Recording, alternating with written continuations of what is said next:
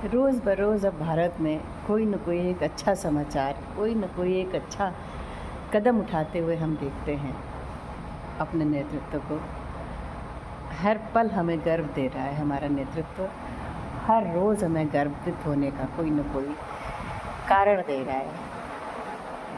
अभी जयशंकर प्रसाद जी ने, विदेश मंत्री जी ने, जैसे अभी चाइना में बोला,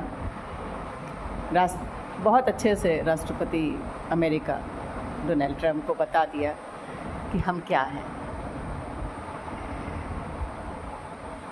आपके किसी गीदड़ भक्ति में हम आने वाले नहीं। राष्ट्र के स्तर पे, घर के अंदर, भारत के अंदर जो नियम लिए जा रहे हैं, बनाए जा रहे हैं, कानून बनाए जा रहे हैं, मसलन अभी जो सज़ा का प्रावधान होने पर प्रधानमंत्री, मुख्यमंत्री या किसी भी ऐसे पद से इस्तीफे का है, नियम बना है, बिलबिला गया है विपक्ष। दशकों से जो बेसिर पैर के काम करते चले आ रहे थे, सिर्फ अपने स्वार्थ में लिप्त रह करके कानून बनाए जाते थे, देश के हित में नहीं, अपने लिए, जो दूरगामी हो, उनके भविष्य के लिए दूरगामी हो, वो कानून बना करके उन चीज़ों का धराशाही करने का काम हो रहा है। भाई अगर विपक्ष के नेता आएंगे गिरफ्त में तो क्या पक्ष के नेता नहीं आएंगे? अभी तो फ़िलहाल वही गद्दी पे हैं, तो उनके साथ ही ये दिक्कतें आनी है। तो वो कानून बना रहे हैं तो क्या अपने लिए नहीं बना रहे हैं, सबके लिए बना रहे हैं। अभी तो वही गद्दी पे हैं और अभी शासन में वही रहने वाले हैं, तो ज़्यादा प्रभाव तो उन्हीं के लोगों पे पड़ेगा, उन्हीं पे पड़ेगा। आपको इतनी खलबलाहट क्यों है? रोहिंग्या अगर चल रहा है अभी कि आधार का या निवास का, कि कौन कहाँ का निवासी है, कौन मतदाता है, कौन नहीं है, ये सब कुछ जब छानबीन चल रही है तो आपके पेट में इतना दर्द क्यों है? किस लिए है? कोई गलत बात तो हो नहीं रही है।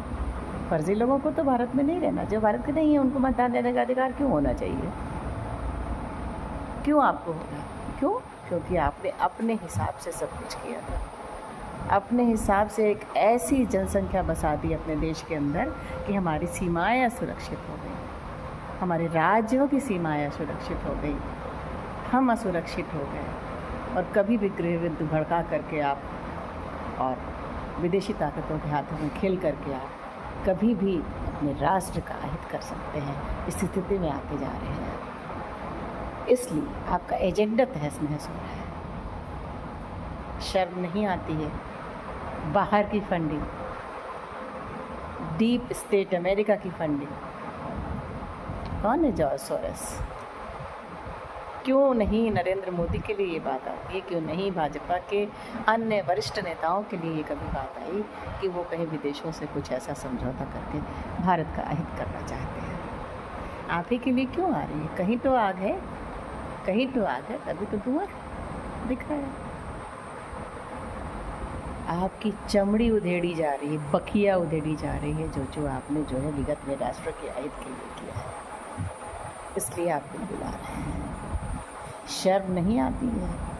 वोट चोरों गद्दी छोड़ों का नारा देते हुए, वोट चोरी तुम्हारी माँ ने सबसे पहले, तुम्हारी दादी ने सबसे पहले करी थी। चलिए, एक आधा गलती सबसे हो जाती है, बट जो भी किया वो क्या किया, अब वो राष्ट्र के सामने आ रहा है। खैर, भूत में नहीं जाना चाहिए, लेकिन भविष्य तो बनाना चाहिए। भविष्य को बनाने से आप क्यों रोक सकेंगे? राष्ट्र के भविष्य के लिए अगर चेतनता है आज की नेतृत्व, आज का नेतृत्व अगर राष्ट्र के हित में जागृत है, भविष्य बनाने की तरफ अग्रसर है, तो आपके अब कोई भी हथकंडे काम नहीं आने वाले, क्योंकि आधे से ज़्यादा हिंदू जाग चुके हैं। आधे से ज़्यादा इसलिए कह रही हूँ कि सारे हिंदू नहीं जागे हैं, और जो आधे से ज़्यादा जागे हैं वो भी पूरी तरह से अभी नहीं जागे हैं। तब ये हाल है, ये बिलबिलाहट है, ये छटपटाहट। उखाड़ फेंकने के लिए एक से एक तरीके अपनाए जा रहे हैं और एक से एक सोच रखी जा रही है कि उखाड़ फेंकेंगे आप। जो आप अभी एजेंडा चला रहे हैं विपक्ष के रूप में, यहाँ विदेशों से पोषित एजेंडा, और ये कोई ऐसे ही नहीं है कि किसी पे अनर्गल आरोप लग रहा है, सत्य है, कुछ काम नहीं आएगा। एक बार अगर 50% भी हिंदू वोट कर दिया ना, तो आपका ये जो मुस्लिम वोट बैंक है जिसके सहारे आप उछलते हैं, जिन रोहिंग्याओं को आपने बसाया, आखिर 65 लाख लोग बिहार में कैसे निकल आए जो मतदाता नहीं है?